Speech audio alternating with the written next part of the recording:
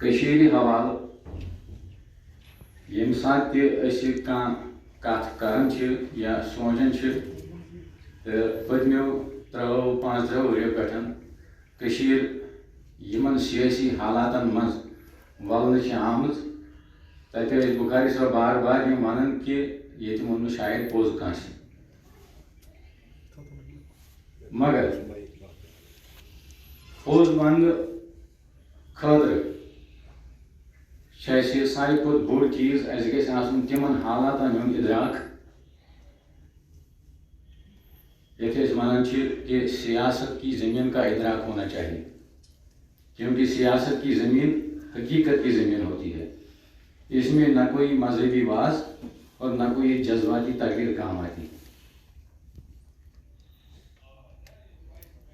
دوسری یہ بات جو میں اس پلیٹ فارم کے تھرو باور کرانا چاہتا ہوں کہ ہمیں اس رومانوی ذہنیت سے باہر نکل آنا چاہیے کہ ہمیں شاید کسی مسیحا کی ضرورت ہے. تاریخ اس بات پر گواہ رہ چکی ہے کہ مسیحاؤں سے سیاسی حالت کبھی بھی ٹھیک نہیں ہوئے ہیں. ہمیں ان لوگوں کی ضرورت ہے جو زیادہ اگر ایماندار نہ ہو کم سے کم تھوڑے ایماندار ہو. ہمیں ان لوگوں کی ضرورت ہے جو شاید زیادہ دیانتدار نہ ہو لیکن تھوڑے دیانتدار ہو.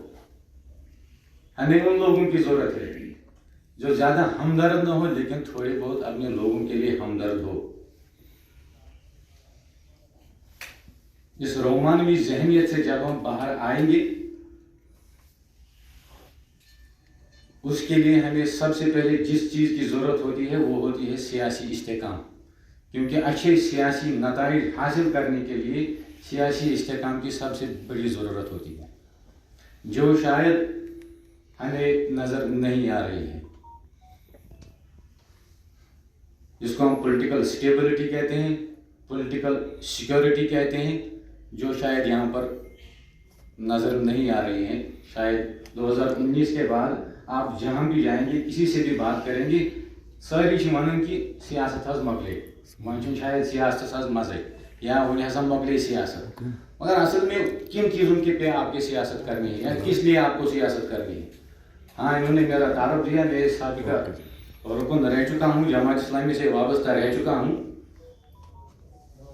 میں 2014 سے ہی مجھے اس بات کا شہری صدر ہوا تھا کہ ہمیں کچھ حقیقتوں کا اعتراف کرنا چاہیے.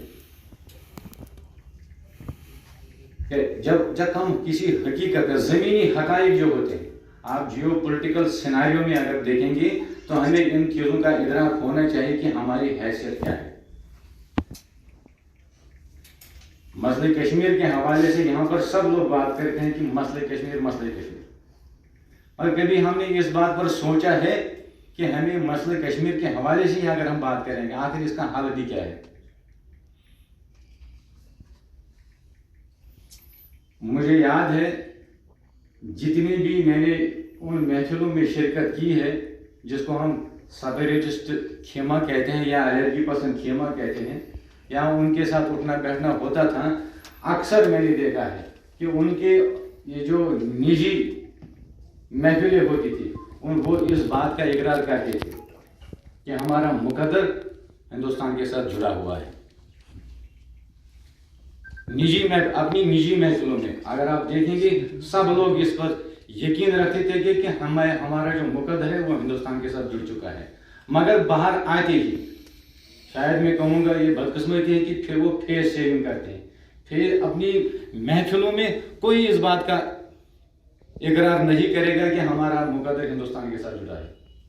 اپنی نجی معاملات میں جیسے یہ قوم اپنی نجی معاملات میں سنجیدگی ساتھ سوچتی ہے, وہ یتھ ونان سنجیدگی سان بڑ غور تدبر سان, مگر باہر آتے ہی مارکیٹ میں فیس سیونگ کرنے کے لیے اس چیز کا اقرار وہ نہیں کریں گے.